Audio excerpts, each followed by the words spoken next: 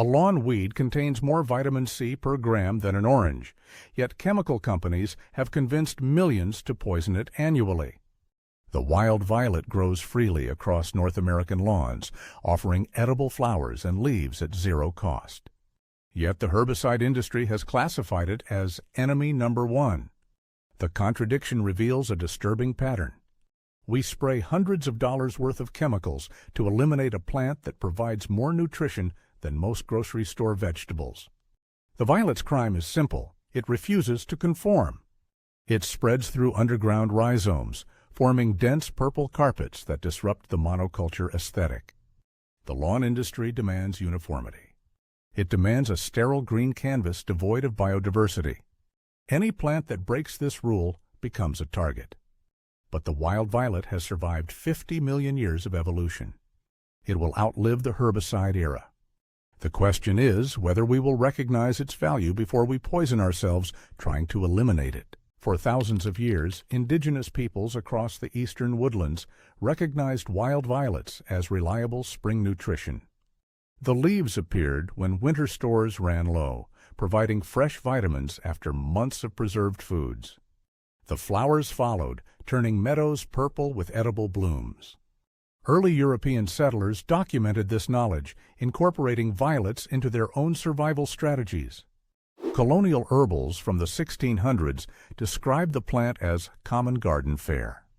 But this was before the concept of a perfect lawn existed. The shift began in the 1950s when chemical companies, searching for peacetime applications of wartime herbicides, invented the modern lawn care industry. Suddenly, any plant that wasn't grass became a weed. The violet, which had grown freely for millennia, was reclassified as an invader. Homeowners were taught to view purple flowers as signs of lawn failure. The marketing campaign succeeded beyond expectations. Today, Americans spend over $100 billion annually maintaining sterile grass monocultures. We have traded botanical diversity for chemical dependence. The wild violet still grows, but now it grows in shame, targeted for elimination by automated sprinkler systems delivering selective herbicides. Laboratory analysis reveals the scope of what we have rejected. Wild violet leaves contain approximately 210 milligrams of vitamin C per 100 grams of fresh material. Oranges contain roughly 53 milligrams per 100 grams. The violet provides nearly 4 times the vitamin C content. But the nutritional superiority extends beyond ascorbic acid. The leaves also contain significant amounts of vitamin A, calcium, and rutin. Rutin strengthens capillary walls and reduces inflammation. The flowers contain anthocyanins, the same antioxidant compounds found in blueberries. Yet we classify this plant as a nuisance while paying premium prices for imported superfoods with inferior nutritional profiles. The contrast reveals a fundamental disconnect. We have built a food system that values appearance and shelf stability over nutritional density. The violet fails on both counts. Its leaves are irregularly shaped, difficult to package, and wilt quickly after harvest. Industrial agriculture cannot profit from a plant that grows without human intervention. So the plant was systematically removed from agricultural consideration. The modern war against violets is fought with 2,4-D, dicamba, and triclopyr. These selective herbicides target broadleaf plants while leaving grass unharmed. Lawn care companies market them as precision tools for achieving the perfect lawn. The reality is less elegant. Repeated herbicide applications create resistant violet populations while contaminating groundwater. Studies document 2,4-D metabolites in drinking water supplies across suburban America. The chemical treadmill accelerates. Each season requires stronger formulations as violets adapt. Meanwhile, the promised perfect lawn becomes more elusive. Herbicide-treated soil loses microbial diversity. Beneficial organisms die alongside the targeted plants. The grass itself becomes dependent on constant chemical inputs. What began as violet control becomes full-spectrum ecosystem management. The lawn industry has created a perpetual market for its products by eliminating the competition. The violet's resilience has become a profit center for chemical manufacturers. Viola sororia belongs to one of the oldest flowering plant families on Earth. The Violaceae family appeared during the Eocene epoch, roughly 50 million years ago. The plant has survived ice ages, volcanic winters, and continental drift. Its survival strategy is elegant. Each plant produces both showy purple flowers and hidden cleistogamous flowers. The cleistogamous flowers never open. They self-pollinate underground, producing seeds without requiring insect visitors. This dual reproductive system ensures continuation even when pollinators disappear.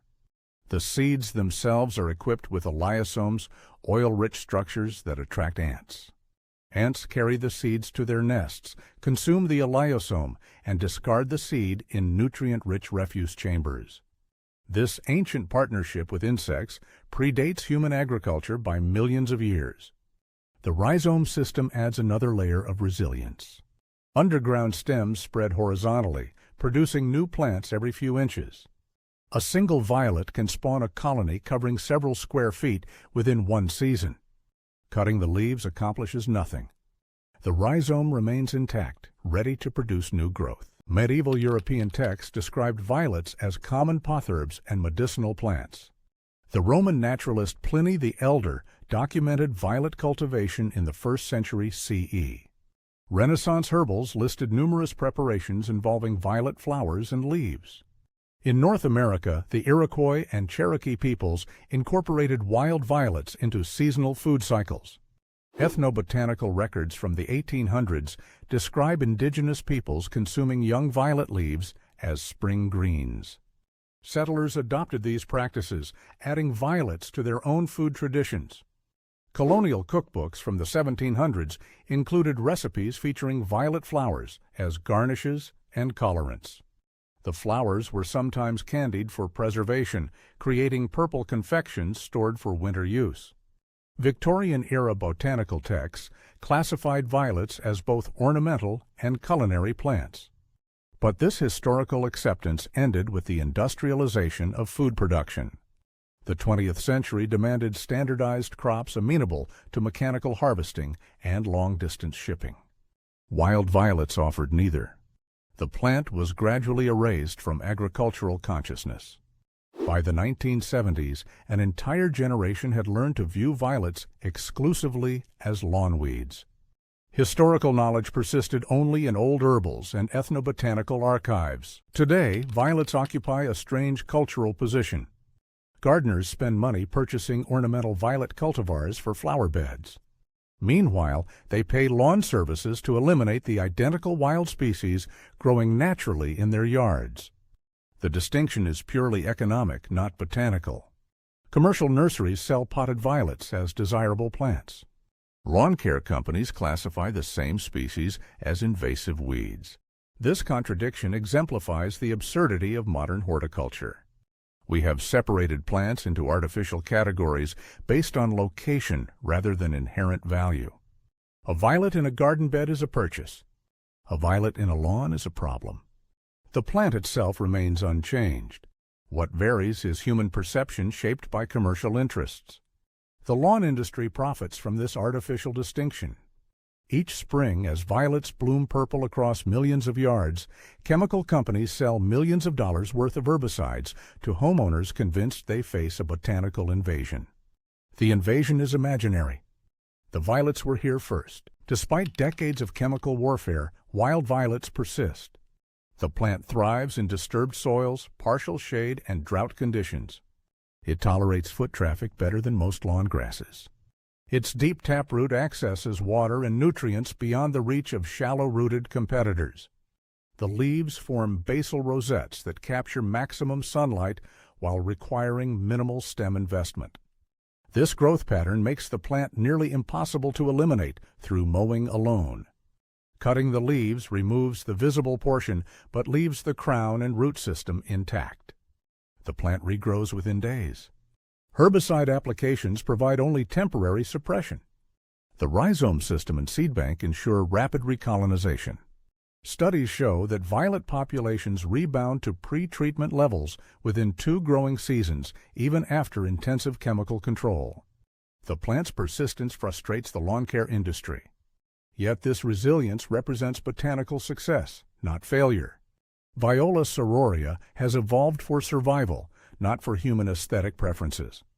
The violet will be here long after the herbicide era ends. A small but growing movement has begun questioning the war against violets. Ecologically minded homeowners are allowing purple flowers to remain in their lawns. Some have deliberately reduced mowing frequency to encourage violet establishment. These actions represent a quiet rebellion against industrial horticulture. The movement recognizes that a diverse lawn ecosystem provides more ecological value than a grass monoculture.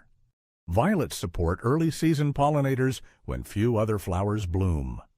The flowers provide nectar for native bees emerging from winter dormancy. Several specialist insects depend exclusively on violet foliage. The larvae of fritillary butterflies feed only on violet leaves. Eliminating violets eliminates these butterflies. The ecological cost of perfect lawns extends beyond aesthetics. Each herbicide application reduces biodiversity. Each mowing at maximum height removes potential habitat. The alternative requires only acceptance. Let the violets grow. The purple flowers cost nothing, support biodiversity, and provide more vitamin C than the orange juice in your refrigerator. The revolution is already growing in your yard.